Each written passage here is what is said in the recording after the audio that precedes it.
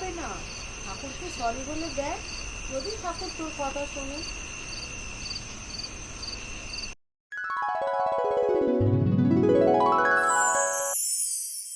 ঠাকুর, আমি আর তোমায় অঞ্জলি দেওয়ার আগে কুল খাবো না।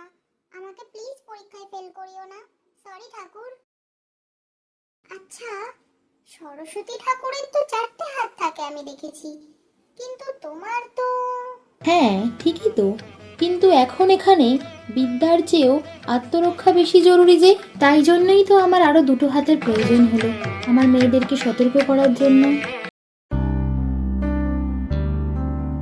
ও কাকু, কাকু, তুমি জানো না সরস্বতী ঠাকুরের ছটা হাত হয়?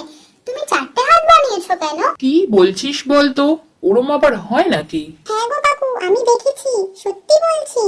সরস্বতী ঠাকুরের হাতে বীণা, বই, মালা ও পদ্ম ফুলের সাথে তলোয়ার ও ঢালও রয়েছে।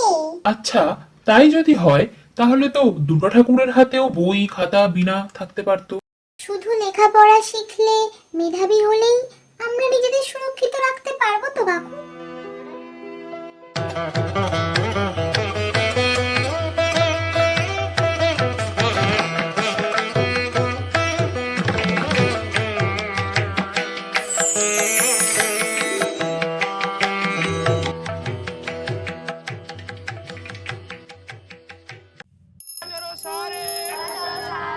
কুচ যুগ শোভিত